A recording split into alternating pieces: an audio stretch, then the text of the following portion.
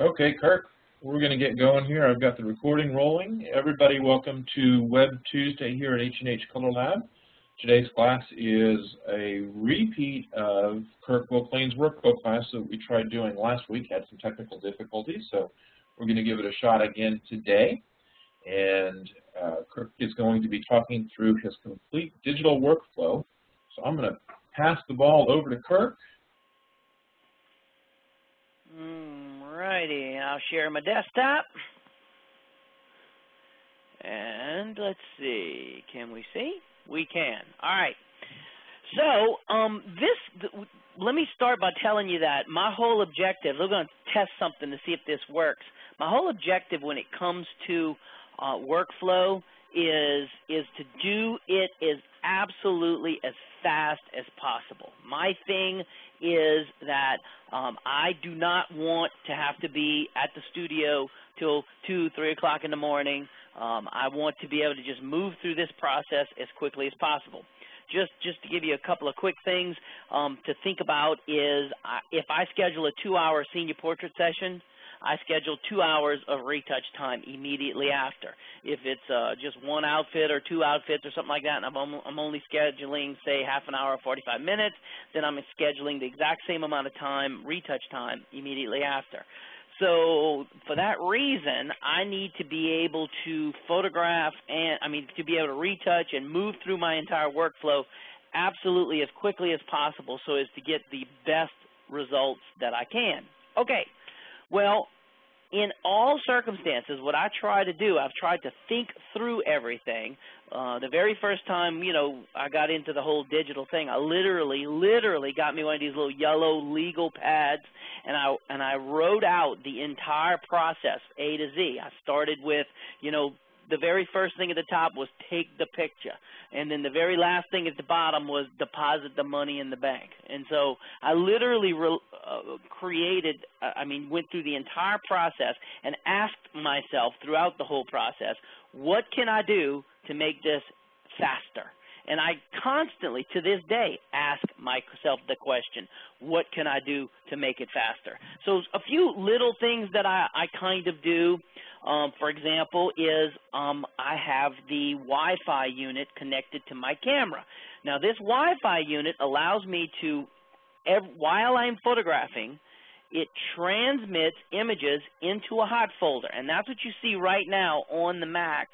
On the Mac right now this is that 10 EOS 1D hot folder, and as I take the pictures, they pop in here into this hot folder. The next thing that I do, now of course this is set up ahead of time, is I have, if you notice under sample workflow, this 00-000 date. Well, I have different dates, like in today's case, what is today? Today is 3/13/12. Well, this would be 3-13-12. So I have these dates on the main computer, and then underneath that date, I have the customer's name. And in this case, there's nothing in that folder, okay? So as the images come in from the Wi-Fi unit into the hot folder, I'm only photographing 6 shots in each outfit. So let me address that just for a quick moment before I move on to the next step of the workflow.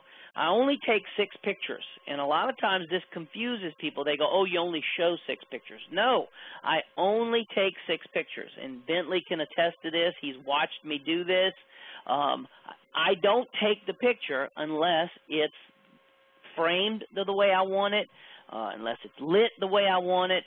Everything has to be the way I want it before I actually pull the trigger.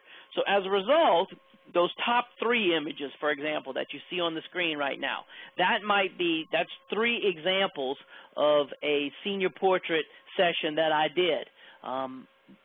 And I will make sure they have like different backgrounds, they have different situations, different poses, different lighting effects, all that stuff.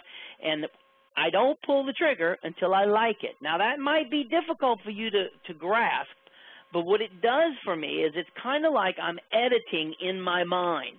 So if you don't think editing in your mind is faster than editing on the computer, well, you're fooling yourself, because by not actually pulling the trigger 30, 40, 50 times, I don't have to have all those files load into the computer. I don't have to have all those files render into Bridge. I don't have to do any of that kind of process. I can literally I only have 6 images. Now, there are times when I'll have 7 or 8 because the customer blinks. Or I'll show them the images on the back of the computer, and they'll say, oh, well, I don't like that one. And I'll say, well, what don't you like? And they'll say, oh, well, I don't like that blue background. Would you have liked it better if it was red? Oh, yeah, I would have liked that. So I'll re-photograph it. So there are some scenarios like that. But for the most part, I only take 6 pictures. Thus, I only have to have 6 pictures come in. Thus, I only have to look at 6 pictures. Thus, I only have to retouch 6 pictures. All of those little things like that absolutely, positively speeds up the entire process beyond what you can imagine.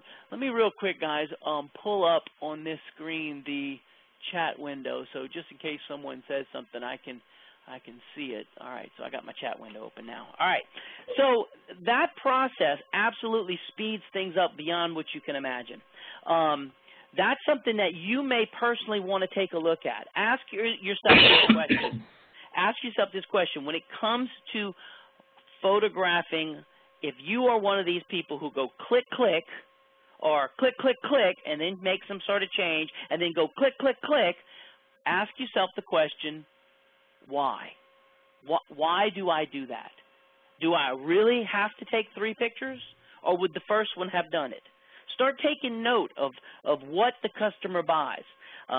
Take note of, if you're showing a customer, say, 15 or 16 images in the blue dress, but they only end up really liking 2 of them, well, then think about maybe the process of narrowing down what you photograph, because you will find that, in my opinion, your sales will absolutely be higher. Because you will find that the customer with less choices, it has more power. So that's just something for you to think about. Before I go any too much further about this Bridge workflow, my Bridge screen that you're seeing on your screen right now is set up based upon the video that and the WebEx class that Bentley did.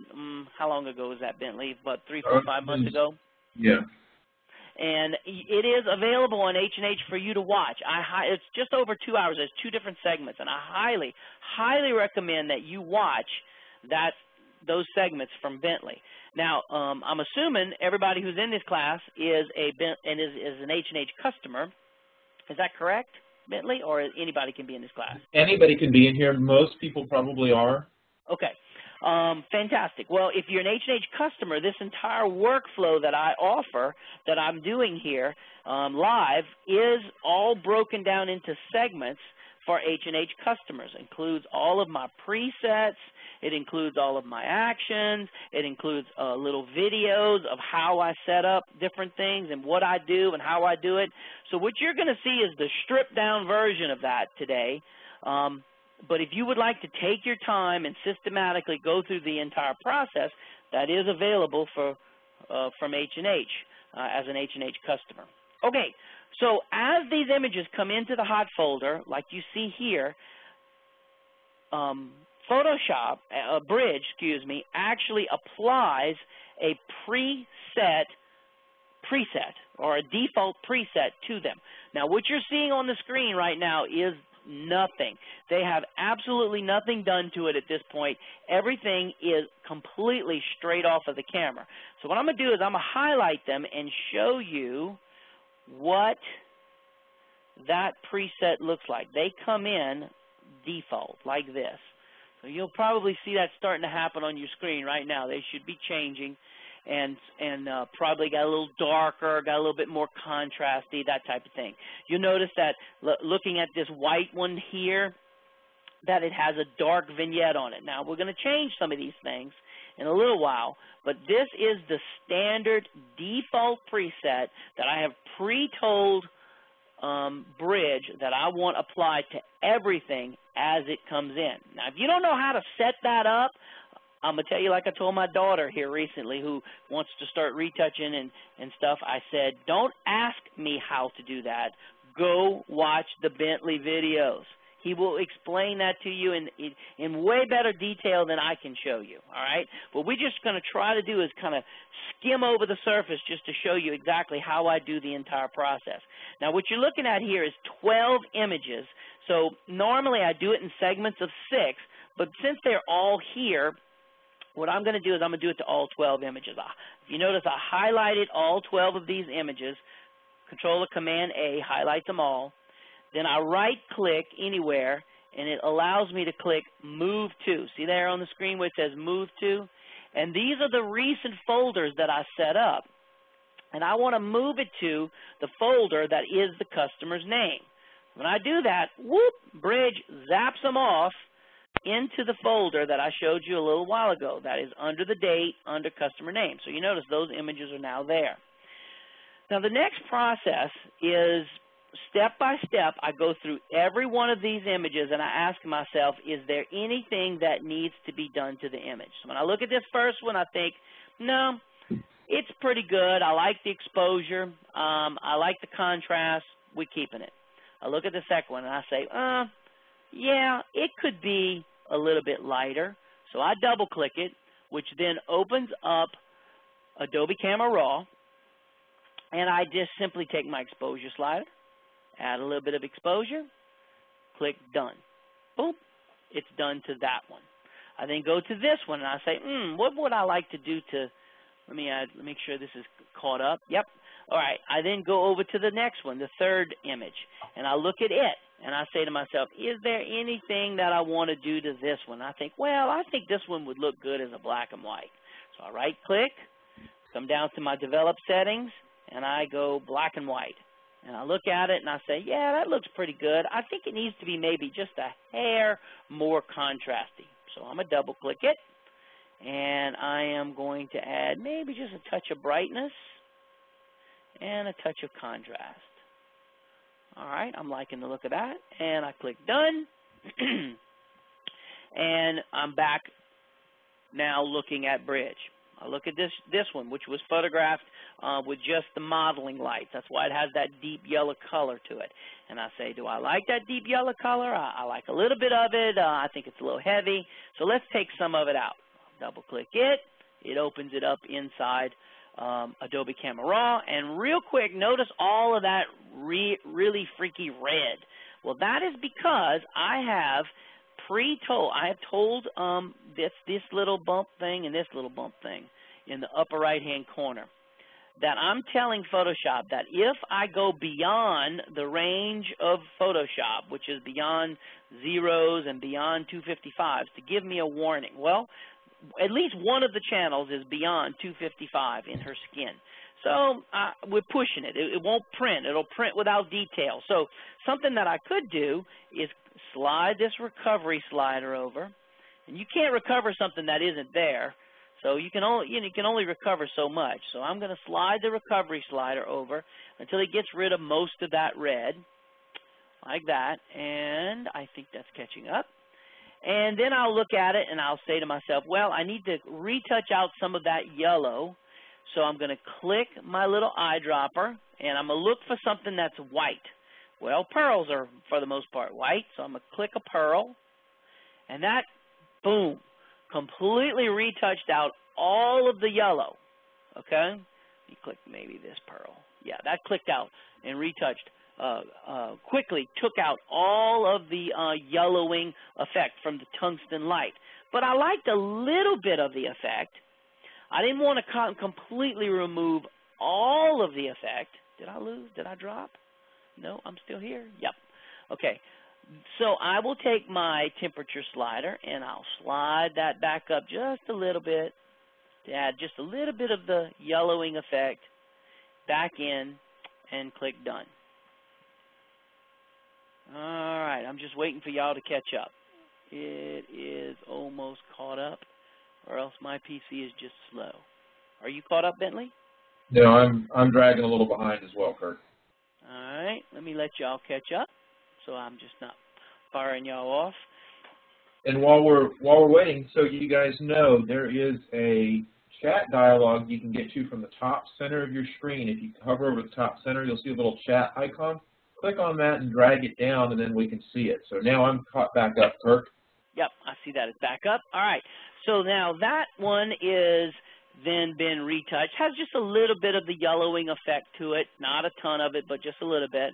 I look at the next one. I think, yeah, that one's fine. I like the effect on that one.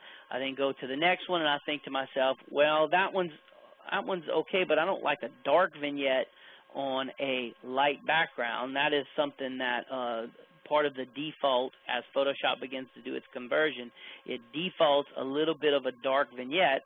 So I right-click, come over to Develop Settings, and I change it to White Vignette. And boom, just like that, you notice that the vignette changed. So I like the exposure on that one. That one's good. All right, I'm going to slide up my little screen. Let this catch up. Okay. And now I look at this next one, and I say, well, how does this one look? This one, to me, it looks like it's a little tad bit greenish yellow.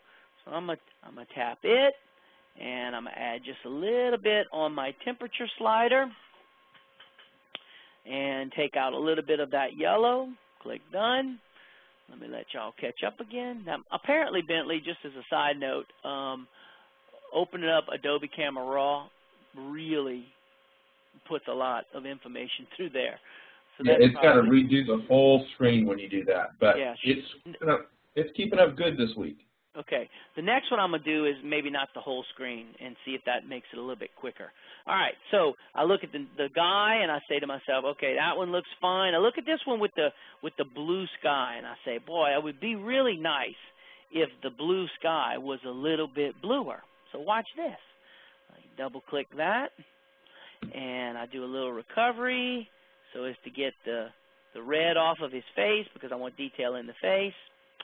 And then I come over to this little 1, 2, 3, 4th tab from the left. I come over to the blue slider thing, and I slide that to the right. Notice how the blue is really, oh, let me click F. Let me make that a little smaller. That way it catches up. There we go. Okay, notice how the blues got really blue. Now I'm going to take it away.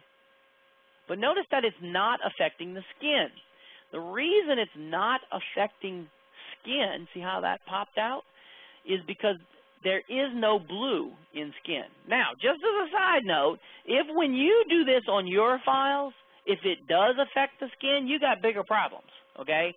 Then you're getting blue in skin some kind of way, and there should be no blue in any skin unless you live on the planet that the Avatar was filmed at, okay? There's lots of blue in that skin.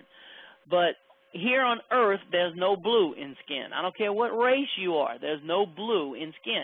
So you should be able to adjust that blue. Now, he does have a little bit of a blue shirt on, and that deepened the blue that was in the shirt. If by chance he has blue eyes, it will deepen those blue eyes. So those are little things that you can consider before doing this. But in this case, the eyes are so far away, I'm not really going to see that. I slide that little blue slidey thing over. And just like that, I get that nice, deep blue sky. This image down here of the girl, I know from doing it before that one of the presets that I have that is really neat is the Vintage Bright. That works well with this. So it keeps just a little bit of color into it, but it makes it bright, vintage kind of an effect. This next one of the girl, I like it. The last one down here in the waterfall, let me open it up. And it seems to me to be a little bit dark, so I'll take the exposure up a little bit. Maybe add just a little bit of a fill light.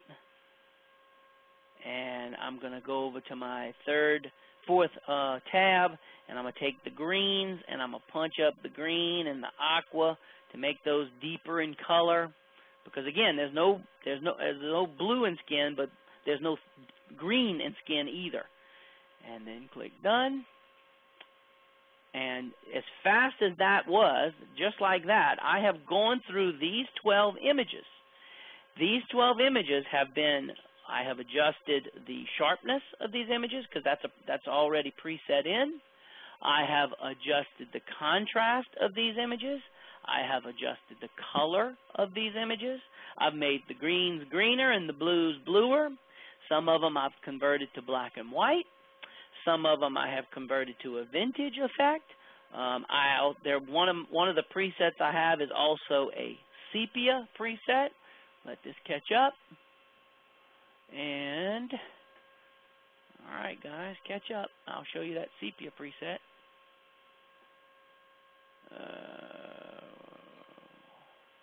Kirk, you might just click on bridge and scroll up. I did that. And back down. Okay. And it did not catch up. We're getting there.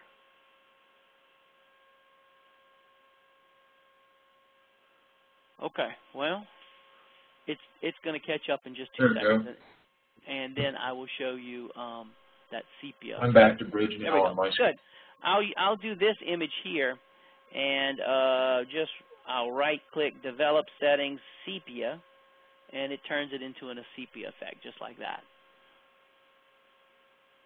There you go. So I have all these things that have been pre-done, and by the way, just so you understand the process, because I only shoot 6 shots, and because these 6 shots are being transmitted from my camera via Wi-Fi straight into my mainframe computer, and Bridge is open, and it's being rendered straight into Bridge, the process can be done. These 6 images can be worked while the customer is changing into the next outfit.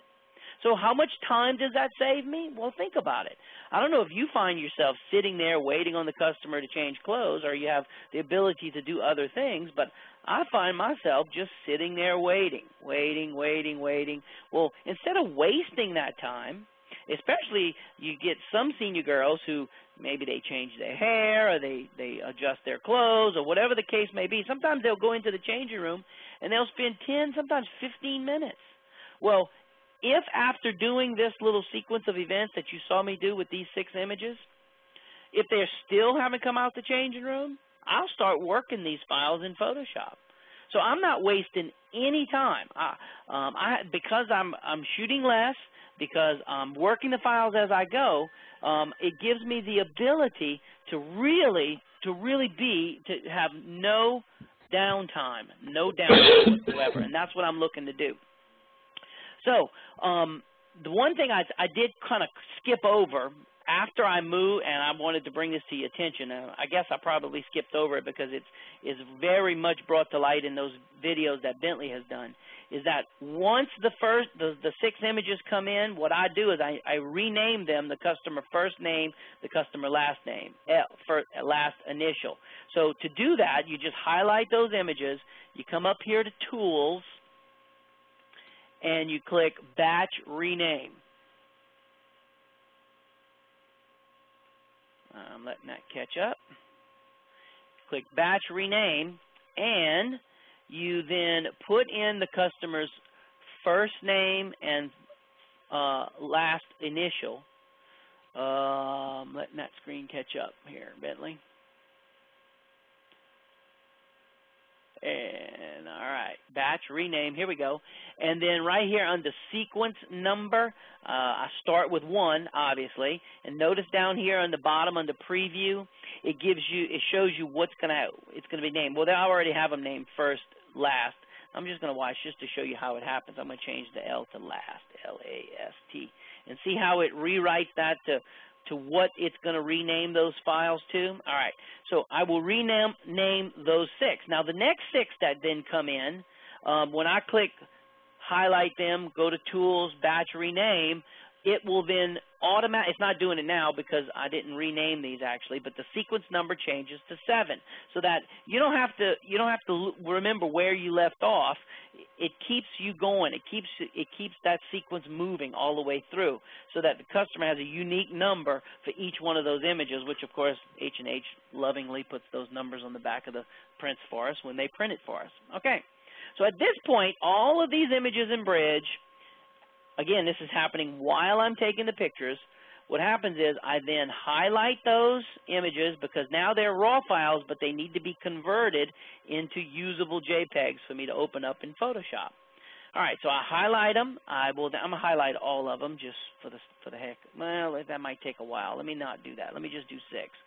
And I come over to Tools, Photoshop, and then I go to where it says, hello, I'm looking for it, Image Processor. Now, inside Photoshop, this opens up. The Image Processor opens up. Now, if you notice, the very first one at the top is that it says it's going to process 6 files from Bridge.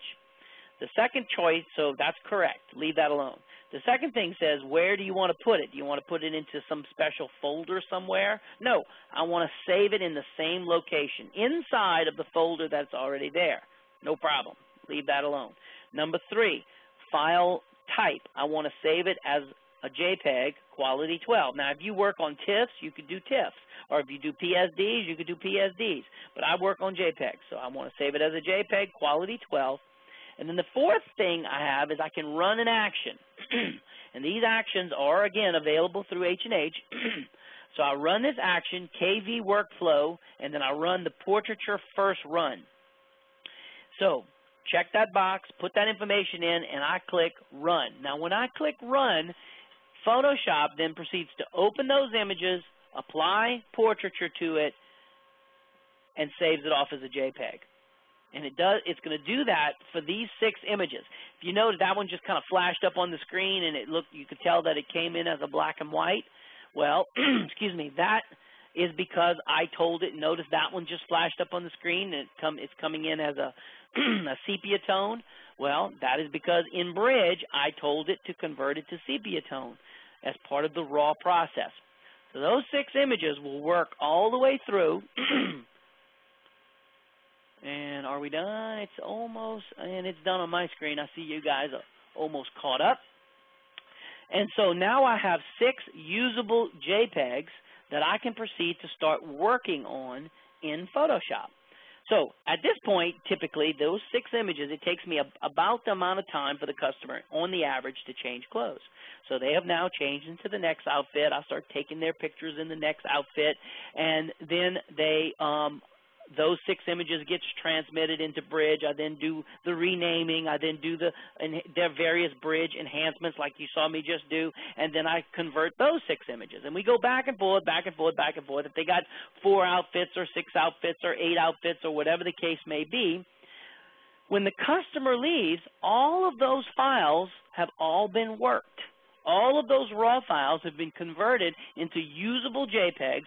The black and whites have already been chosen. The brown tones have been chosen. If there's any vintage, that has been chosen. They have the proper amount of sharpening on it. They have been all run through portraiture for one time so that they have a nice little bit of skin softening. They got a nice little vignette on them. At this point, folks, to be brutally honest with you, I literally, if I wasn't so particular, I could literally send these off to H&H at this point, and they could print them, proof them out, and the customers would be darn happy with the quality of those images at this point. So depending on the type of studio that you are, if you're a large, high-volume studio, you could theoretically schedule, like in the old days of film, one senior after the other, because this process of converting could be done while you're taking the pictures. Those images, because if you think about film in the old days, we would take film and we'd drop it into an envelope and we'd send it to the lab for processing. And the lab would worry about all the whether or not they were properly exposed and color corrected and all that type of stuff. And we would get proofs back. We'd show the customer. They'd place orders, and we all lived happily ever after. That system could theoretically be in place right now using this workflow that I've showed you at this point. But in my case, I have found that my sales are higher if I now proceed to do something to these images so as to make them as perfect as possible. So the next thing that I do, the customer is now, we have now finished photographing. We've collected whatever monies we're going to collect from them. I explained to them what's coming next. It took me, let's say, 2 hours to photograph them. I now have 2 hours to spend on their files before the next customer comes in. And to scroll through all the different files, what I do is I go into Mini Bridge, which is opening right now on the screen, and under the recent folder, JPEG, if you notice, these images that we just converted are right there inside Mini Bridge. And I then go to the first one, pull it over and drop it, or you can double click on it, and it opens into my screen in Photoshop. And I look at this image and I ask myself, what needs to be done to this image? Is there anything that I could do to make it better? Well, right off the bat, I don't like these stray hairs that you see. So what I'm going to do is I'm going to use my healing brush and I'm going to clean up those stray hairs.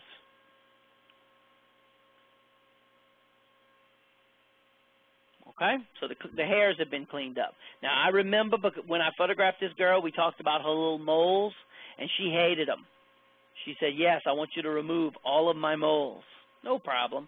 And my freckles on my nose. I hate that, Kirk. Okay. So we're taking all that out because if she does, when she comes in to look at her images and to place an order, if all this has been cleaned up to perfection, I find that my sales will be higher. Okay? The next thing I typically do is I zoom in on the eyes. And here we go. Is that catching up? Looks good here. Good. Zoomed in on the eyes. Take my dodge tool. Dodge in on that top catch light. Maybe add a little bit of a swish down here on the bottom catch light. A little bit of a quick speed tip is usually if you're in the dodge tool and you'd like to go to burn, hold down your Alt key. And it allows you to burn. I'm going to burn in the black area. All right. So now I like the way the eyes have been retouched. Now that I'm zoomed in, I don't like this little piece of hair right here into her forehead. I'm going to clean that up. Okay. She don't really have an under eye bag problem. Got maybe a little stray hair there. Okay. Let me back off. Okay. Good deal. So, I'm liking this image. At this point, I like everything about it, but I have this action that I've created called Perfect Soft. It's been around for a while on the Pro Forum, and I have made it available as part of this workflow system that you can put on your computer. And I have it assigned to a specific F key. And so when I click on that F key, it starts to run this sequence of actions that I have. Let that screen catch up.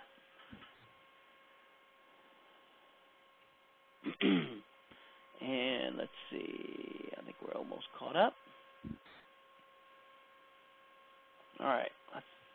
You still got a zoomed in face, Bentley? Nope. Yeah, it just moved, just zoomed out. There we go.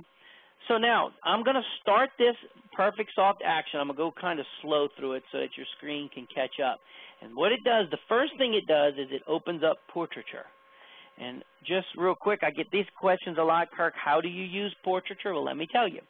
I like using the black mask. This is what the white mask looks like, and this is what no mask looks like. I personally just like the black mask. It shows me exactly what skin is going to be softened.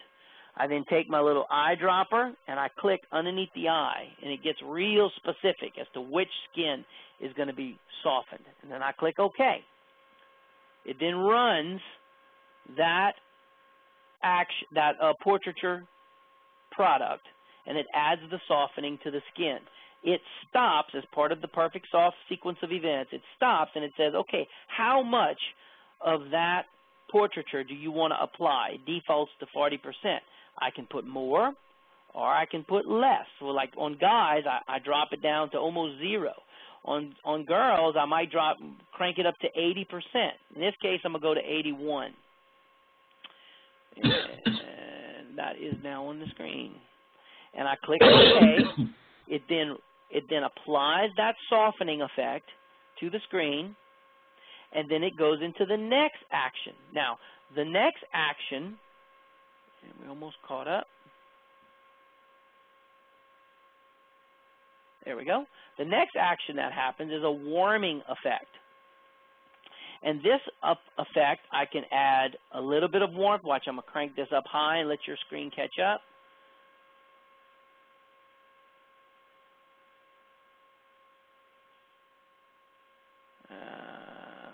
There we go. And it puts a lot of warmth onto the image. You can kind of see that now. Or you can reduce it. And it puts just a little bit of warmth onto the image. See that mega warmth that it added? Now watch, it's going to reduce it. And you can literally see how much of this warming effect that you want or don't want. There you go. All right, we're going to leave it right there at 16. Click OK. It then goes into the next step, which adds some snap effect. It's kind of a I don't know, some people call it a Lucius effect. Some people call it a high pass effect, whatever. It's catching up. And so what it defaults also to 20% when it first comes in. This is going to take just a second because it's a lot of information pushing through there.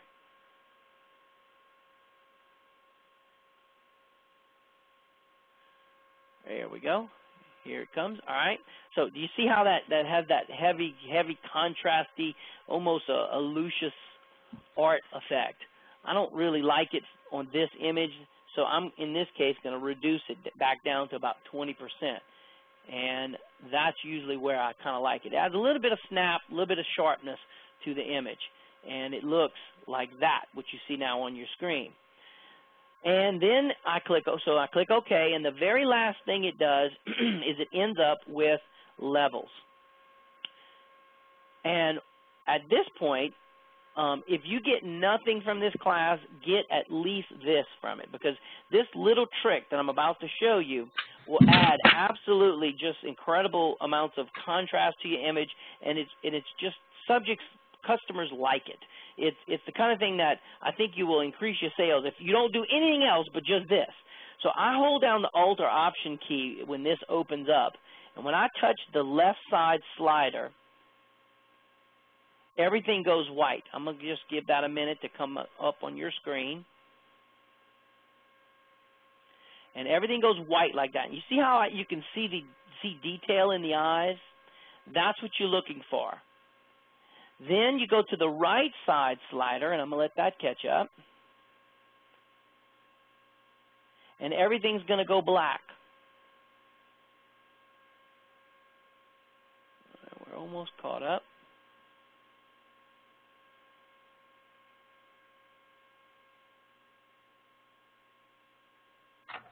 And when you see red in the skin, it's almost caught up. Come on, catch up. I guess it's pumping a lot of information through everybody's wires. When you see red in the skin like this, come on.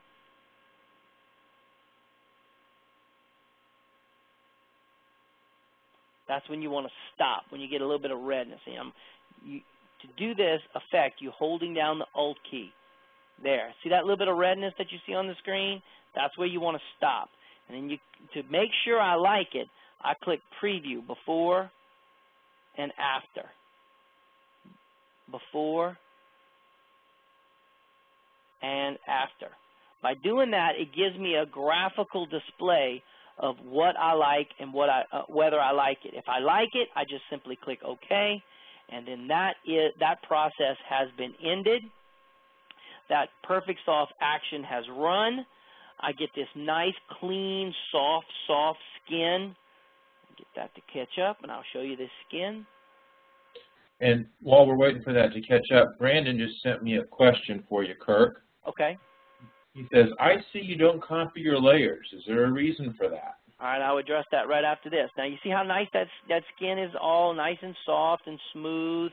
Well, that's the effect that I get. At this point, just to finish this girl up, I click Close, I click Save, and she closes. I then go to the next one, which would be the next image in the sequence to begin working on this next image. And that's the sequence of events that I do to work these files. Now, to address Brandon's question about layers is, you know, here's the thing, without being too disrespectful to anybody, but I come from the world of film. And in the film days, we didn't have multiple layers. We had one film, okay? You would pull the trigger, and what you got on that film is what you got.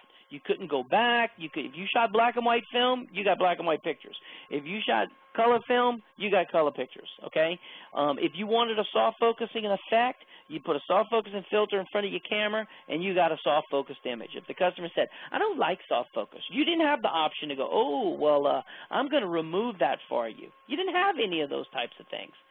So for that reason, I have developed, call it developed if you want, a mentality of the fact that I'm the professional. I'm the professional photographer. What I do is the right way, and you don't know what you want until I show it to you. I used this analogy in a class yesterday. When you go to the doctor and the doctor says, well, Kirk, you're going to have gallbladder surgery. Does he say, let me ask you, Kirk, do you want the cut to be horizontal or do you want the cut to be vertical? And then I say, well, what's the difference, Doc? Well, if you have a horizontal cut, this is the advantage, and a vertical cut, well, could we put it at a 90-degree angle? Never thought about a 90-degree angle. Do you want that 90-degree angle to point to the left, or do you want that 90-degree angle to point to the right? Oh, I don't know. Let me think. If it points to the right, it says there, or it points to the left. Or maybe, do you want me to cut from down to up or up to down? You don't ask all those questions. You simply say, oh, I got to have gallbladder surgery? Okay, fix me. Which, by the way, just in case anybody's wondering, I am not having gallbladder surgery. But it's the same thing with photography. The reason, if you ask yourself this question, why is it that you make a layer? A lot of times people will say, well, because if I make a layer, it allows me to work on the layer, and if I mess up or if I screw up, I can always go back to the original. No problem.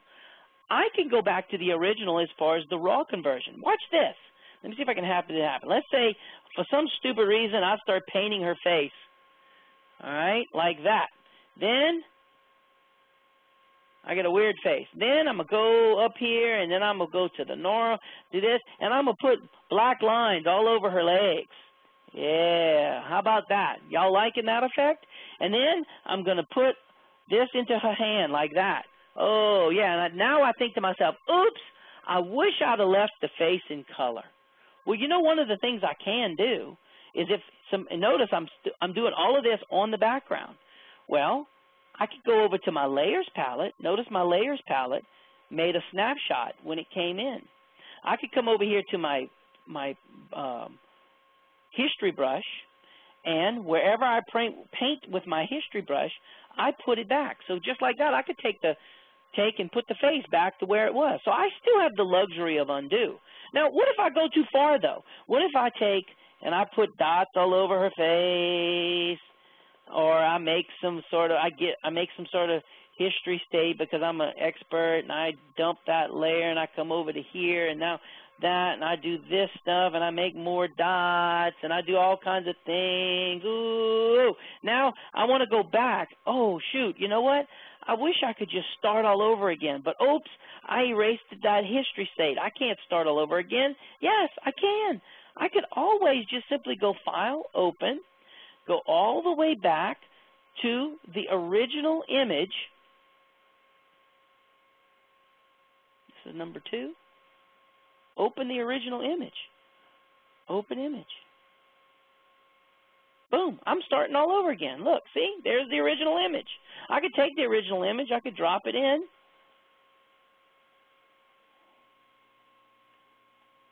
And boom, just like that, I done started all over again. So there's all sorts of ways. Oh, look, you ain't caught up yet. Well, you'll catch up. There's all sorts of things that you can do as opposed to making a new layer. So my thing with that is, as far as why don't I make new layers, is because, you know, if you start down that layer path, notice that now that I have 2 layers, this image has increased it's twice as big as it was before. If you thought this thing was having trouble pumping through before, it's really going to have trouble now. If I make another layer, now it's 3 times as big as it was before. I make another layer, it's 4 times. So depending on what kind of Photoshop and what kind of machine you got, you can get to the point where everything bogs down like crazy. So for that reason, I just work on the final layer. If the customer says, oh, I wish you would have done this, or can we undo that, or sure, because I always have the raw file, I can always start all over again. But that really, the last thing I'm going to say about this, let me close this image and don't save, is this. The last thing I'm going to say about that is if you are making layers and saving off those layers and then burning all of those files with multiple layers, it's taking up tremendous amounts of space, tremendous amounts of resources, and ask yourself the question, how many times, realistically, how many times has the customer said, oh, can you undo this or can you redo that? It happens in my studio, very rarely. But when it happens, all the time that I've saved, all the resources that I've saved, and all of the storage space that I've saved, by not doing everybody, it's worth the little bit of time it takes me to go back to the raw file. So just think about that. I know that was a long answer for Brandon, but that's honestly the answer. All right, I'm going to go back to Bridge just to show you something in Bridge now. I continue to work all the files just as information until every file has been worked and I have them all. The skin is perfect, that there's zits to be removed, the eyes have been enhanced, anything and everything, in other words, has been done to these images to make them as perfect as possible. So the next thing that I do, excuse me, is I need to have a way for the customer to order from these images. So I highlight all of the images, and then at the top, you notice where it says Kirk Default. If you click down on that, one of the choices I have is Output. Click on Output, and it gives me this new screen. Now, all of the settings that you see under Document right here, as I go down, all these settings, again, I have a movie that has all of those settings, and it shows you exactly where and how to set up those settings. You can get that on H&H's website. You can also get the file. There's a file that needs to be associated with oc-overlay.png. But when I click Save, it says, where do you want to put it? I'm going to stick it on the desktop just to make life easy. And save. And it makes this, it takes all of the images, puts them all together, and then it generates a PDF. All right, let me go back to Kirk Default, and I'm going to show you this PDF that it has generated on my desktop.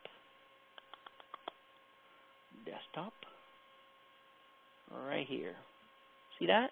That's popping up on the screen. This order catalog has my name on it. It puts a little copyright symbol on top of each one of the images. It makes this little side panel. It says 5x7, 4x5, 8x10, 11x14. Puts the name underneath all the images. It names it page 1. It names it page 2, so on and so forth. And these little order catalogs I give to the customer along with proofs, and this is how they actually go about placing an order.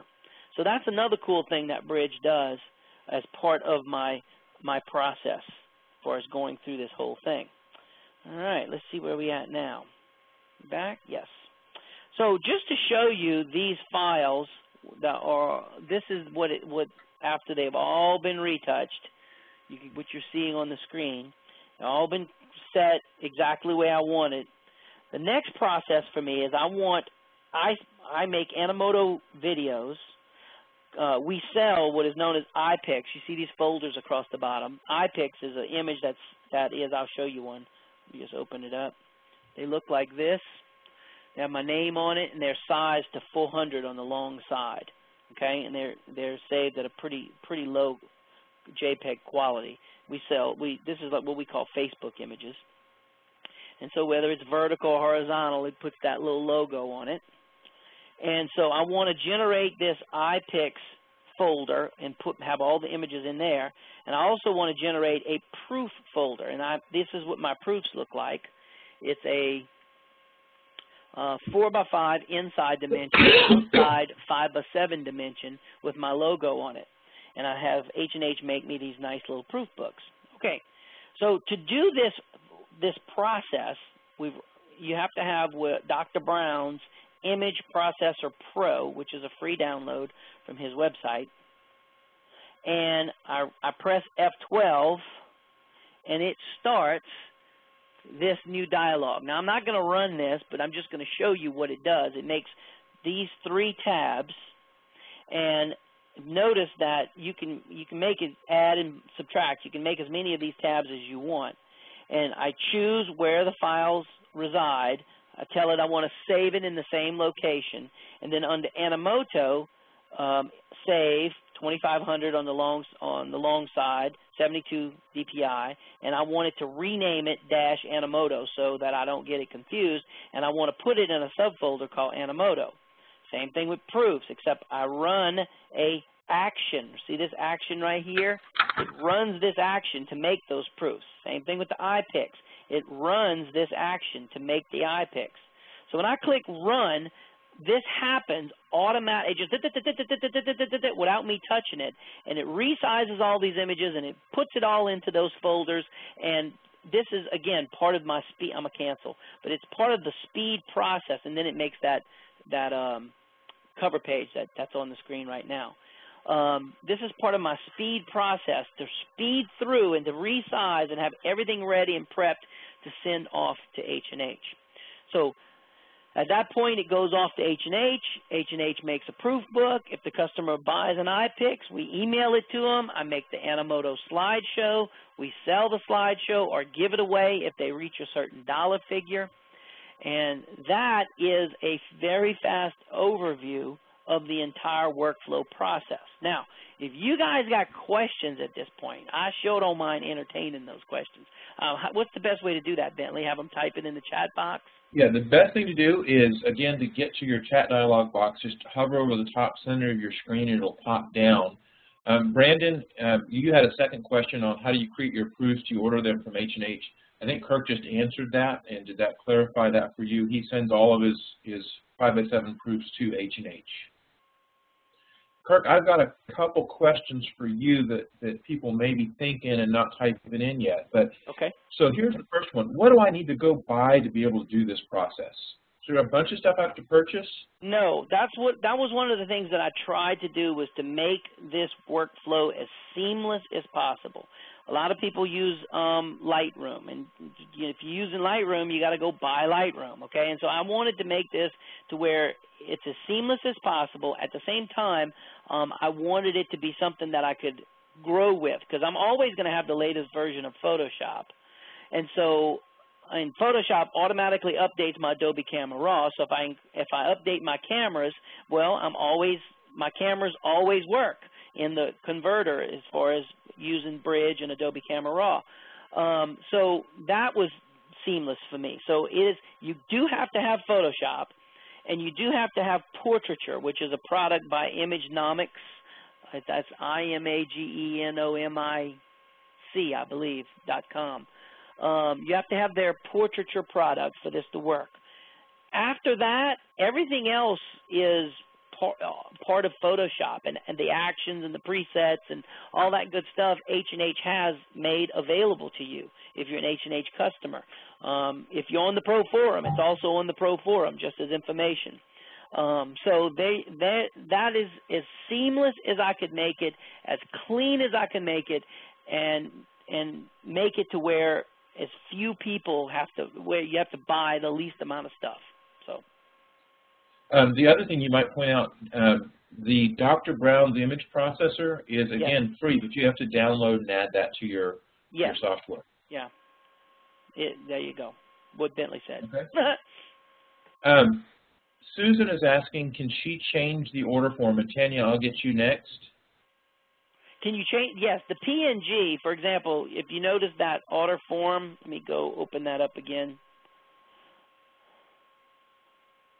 this order form right here, it's opening. Let's say, oh no, that's not it. That was a messed up one. Sorry, hold on. Let me go find the, here we go. There, this order form, is that on the screen? It's coming. Yes. Let me make it a little actual size here.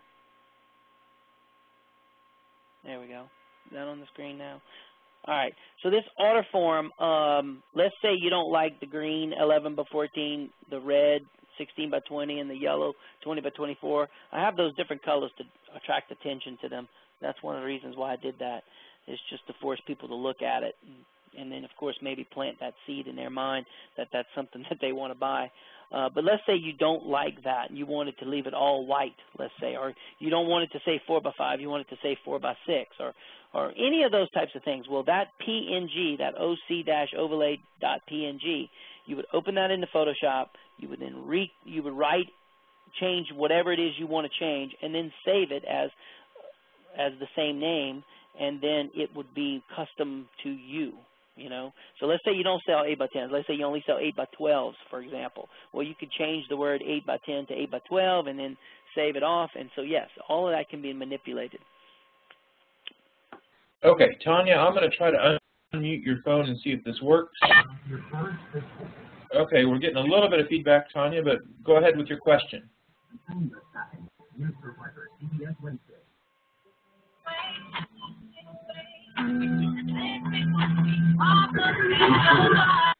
I'm not getting anything through on that. So, Tanya, if you do have a question, feel free to type that into that chat dialogue up there at the top center. Kirk, have another thing. Oh, and I need to get to that one. You have an action on the Proforum and that you give out. It's called your Remove Green, I think, preset. Have you ever? Is there a way to do that in RAW, or does it just not work quite as well? You could do it as well. Let me think about that. Yeah, I mean, let me get rid of this chat. I'm just wondering if that could be a preset instead of having to run that as an action. I guess you could go in. Let me see. Hold on one second. Let me see. I believe I included? That's what I wanted to see, if Remove Green is included in my workflow system. Yes, Remove Green outside. Yes, there it is. Good. It is included.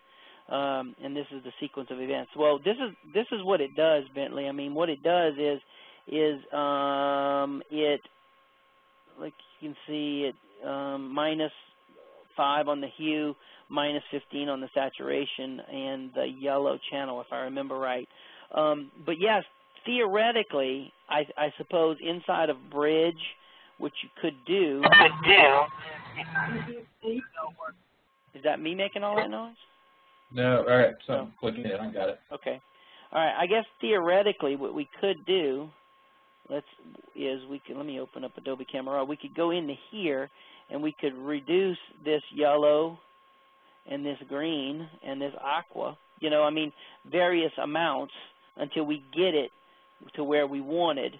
And the thing with the yellow, it's probably right in this yellow area, in this yellow channel that I'm sliding right now, that it could be done there and then set up as a preset. So I'm going to have to go with yes, that could be done, Bentley.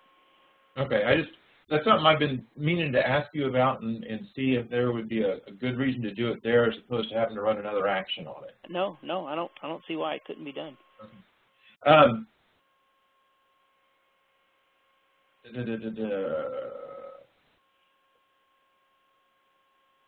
Okay, Brandon, I'll come back to your question. Susan is asking a follow-up question. She does on-screen proofing. Can the order form be interactive?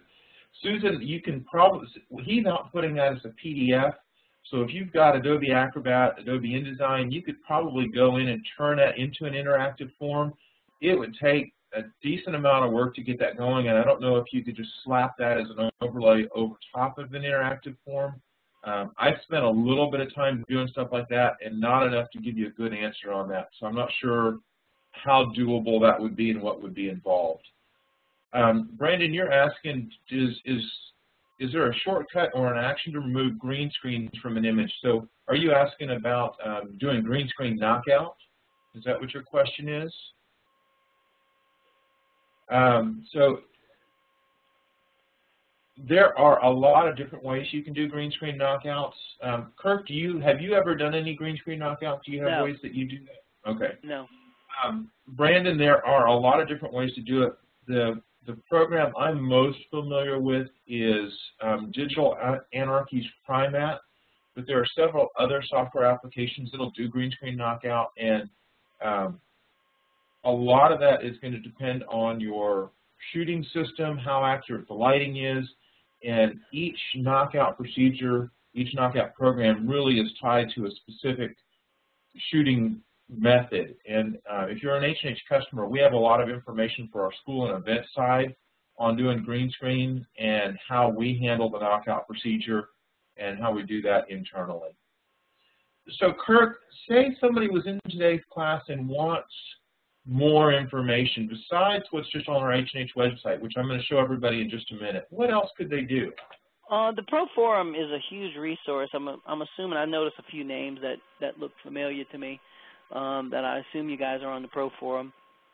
And the thing with the Pro Forum is that we're about to hit our 2 millionth post, just to show you how big it is. It's been around for as long as my daughter's been alive, so that's 17 years.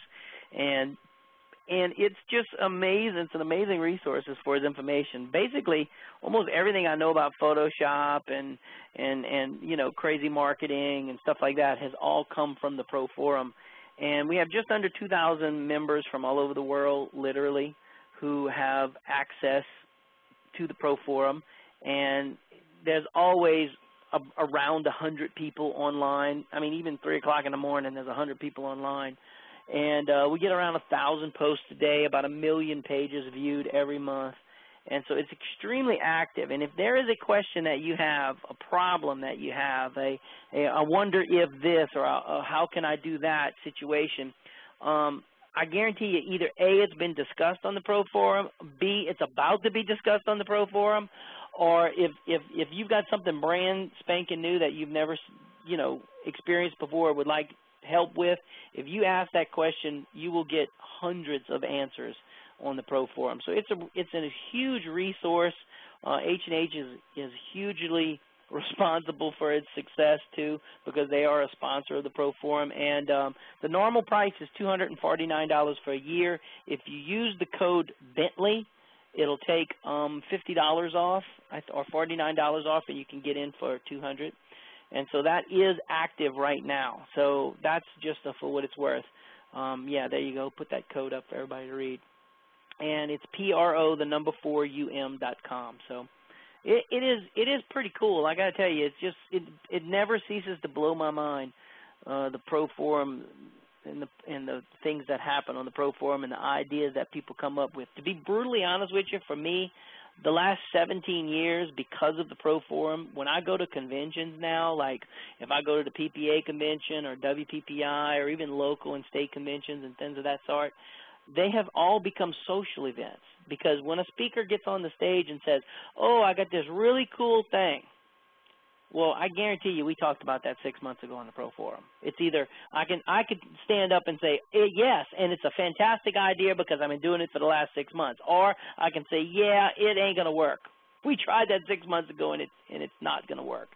So just for what it's worth, if anybody wants to sign up for the Pro Forum, you will find that it's a huge resource that allows you to become the best that you can be. Okay, another thing, is there anything in May that these people might be interested in? Yes. Oh, okay. Thanks for asking that, too. Yeah, May 20, 21, and 22 is my JAM class. It's we start at 9, we end at 5 every day here in Houma, Louisiana. The price to attend is $750. It includes lunch every day, and it includes a party/dinner at my house one night. We absolutely cover everything from marketing and pricing, photography, cameras, posing, everything like that, workflow. You get the long version of what you just saw here today. And what we're hoping is that everybody will bring their computers, in fact, and if you're having trouble getting this workflow set up, between me and Bentley, we will actually get this puppy set up on your computer. So that's what we're hoping will happen at the Jam class this year. So as to get everybody going in the right direction as far as the way this workflow system that you saw today, the way it works. So if you are interested, I don't know if you want to put that link up, Bentley, or because today I'm letting the link out. Or you want me to put it up? Why don't you put it up? And then while you're doing that, also, look, have you gotten any messages from Tanya? She had posted some questions, and they haven't come through to me. So check your chat windows. No. I got sent, oh, wait. Do I have this? Everyone. Am I doing? Oh, send to everyone. In my chat window, it just says from Kirk, from Bentley, and the code that you posted. I get nothing. Unless it's in this Kirk. Let's see. Chat from Kirk. Oh, Tanya, privately. Can you see? She sent it to my privately gotcha. to the Kirk PC, okay. but did not send it to the Kirk Mac. I'm on both of them. So let me see if I can get you guys this link, and I will post it.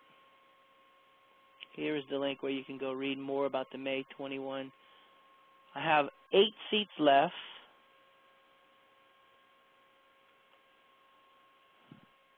And Brandon, the dates are May 20th through 22nd. Flight information, the best place to fly into is New Orleans. It's about a 45-minute drive from the New Orleans airport over to Houma. And what was the price again on that, Kirk?